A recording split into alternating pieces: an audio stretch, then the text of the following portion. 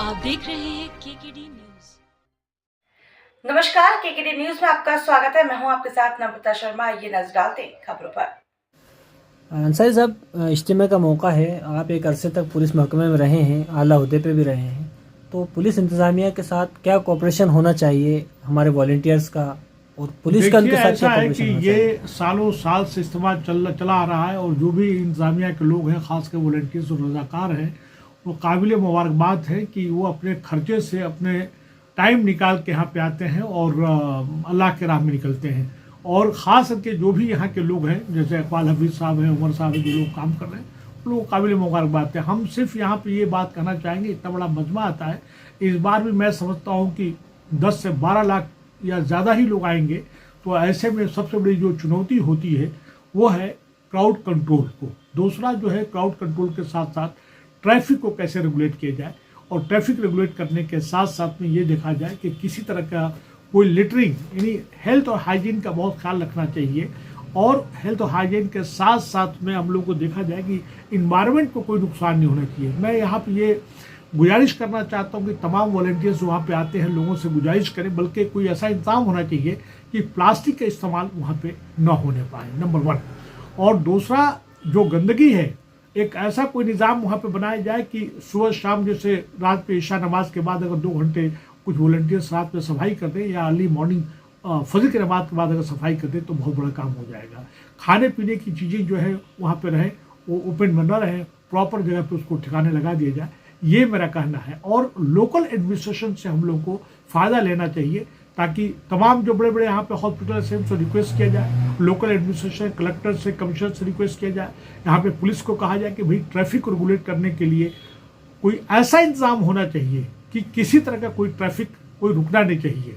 ये मेरा कहना है। और ख़ास करके जो है 28, 29, 30, 31, 1 तारीख तक जो है उसमें बिल्कुल ही नहीं होना चाहिए, और एक इससे बहुत बड़ा अच्छा मैसेज जाएगा, ये मेरा कहना है।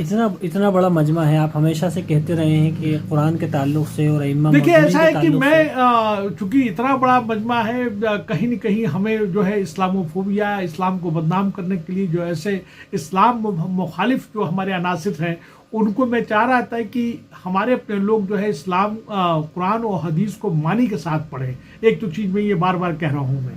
और इस्लाम पे लगने वाले इल्ज़ामात, जो सवाल लोग कर रहे हैं, जो हमारे जो फोर्सेज हैं, जो खासकर राइट विंग जो फोर्सेज जो इस्तेमाल करती हैं, हमें बदनाम किया जाता है, तो हम लोग को इसका जवाब देने के लिए हमें एक अपने लोगों को ट्रेनिंग भी देना चाहिए। और जो पक्के, जो जब तक अरबी ज़ुबान में लोग एक्सपर्ट नहीं होंगे, पर्शियन में नहीं होंगे, उर्दू में नहीं होंगे, तब तक वो सही जवाब नहीं दे पाएंगे।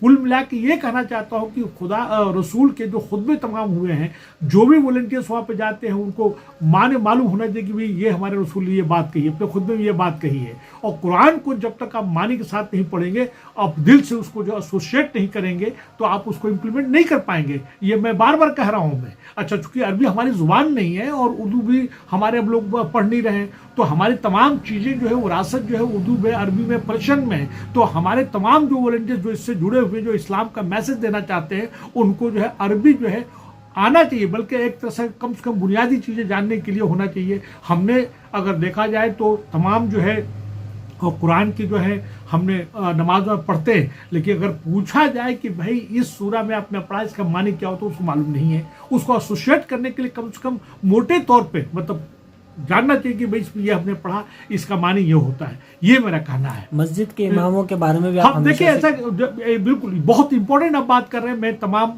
जो यहाँ पे जो ऑर्गेनाइजेशन से मैं उनसे गुजारिश करता हूँ कि आज हमारे मुअज्जिन और इमाम की जो है तनख्वाहें जो बहुत कम होती है, कुछ ऐसा इंतजाम होना चाहिए, एक मैसेज जाना चाहिए। इतना बड़ा मजमा होता है कि उनको आज महंगाई के ज़माने में एक मिनिमम, चूँकि सरकार ने, गवर्नमेंट ने, कलेक्टर ने, सब ने दर फिक्स कर रखा है, तो हमारे इमाम जो हमारे मजहबी जो पेशवा हैं, रहनुमा हैं, उनकी तनख्वाह जो है माकूल होना चाहिए। मुअज्जिन की, इमाम की बहुत होना चाहिए। और चूंकि बहुत अच्छा काम कर रहे हैं ये लोग, हमको दीन से जोड़ने का काम कर रहे हैं, सही रास्ते पर ला रहे हैं, तो उनकी तनख्वाहें, मैं यहाँ के बारे में तो नहीं जानता, लेकिन देहात एरिए में जब अपने इलाके से यहाँ से आया हूँ मैं, उनको 5,000 7,000 दिया जाता है, जबकि 5-7 हज़ार की कोई औकात नहीं है। कम से कम किसी को भी जो रिजनेबल जो है महंगाई के हिसाब से जो है 12 से 15 रुपया नहीं होना चाहिए। मैं गलत हो सकता हूँ, मैं अपने गांव में अपने इलाकों में जब रेस किया मैंने, तो लोगों ने कहा कि भाई इतना पैसा कहाँ से होगा। मैंने कहा भाई हर चीज़ के लिए पैसा खर्च कर रहे हो, अपने मजहबी रहनुमा के लिए, पेशवा के लिए, इमाम मुअज्जिन के लिए पैसा नहीं दे रहे हो, जो हमारी ज़िंदगी को संवारते हैं, हमको अल्लाह रसूल वाला बनाते हैं, हमें तमाम बुराइयों से बचाते हैं। इसलिए मैं कह रहा हूँ, मैं ये मेरा कहना है जी। आखिर में इतना बड़ा मजमा है तो इससे क्या पैगाम जाना चाहिए? देखिए पूरी ऐसा है दुनिया कि में? मैं ये चाहता हूँ मैं कि इतने बड़े मजमे में हमें पूरे इस्लाम का बोलबाला हो और अमन अमान का जो है पैगाम जाना चाहिए। और तमाम तरह की जो आज भारत के पूरे और ममालिक में देख लीजिए जिस तरह से हम लोग के साथ में इस्लाम को बदनाम किया जा रहा है, तो उसके लिए उनका जवाब जो है हमारे पास एकेडमिक होना चाहिए।